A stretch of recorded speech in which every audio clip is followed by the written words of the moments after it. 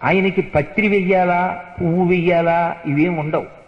ఒకే ఒక్క నమస్కారం త్రికరణ శుద్ధిగా చేస్తే చాలు సుబ్రహ్మణ్యుడికి. అసలు ఒకచో నమస్కారం కూడా అక్కర్లేదు. ఆర్తితో భక్తితో ఆయనని స్మరిస్తే చాలు, ఆదరిస్తాడు.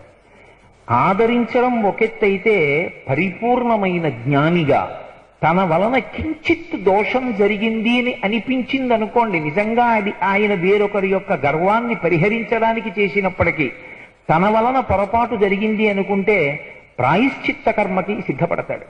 నేను మీతో నిన్న మనవి చేశాను, కుమరిల భట్టుగా వచ్చినప్పుడు ఆయన తుషాగ్ని యందు ప్రవేశించాడు.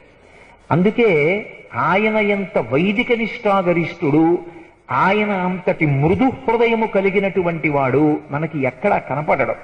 మీరు దేవతాస్వరూపాలు చూడండి, సాధారణంగా దేవతాస్వరూపాలన్నీ కూడా ఏదో ఒక రూపంతో ఉంటాయి. ఒక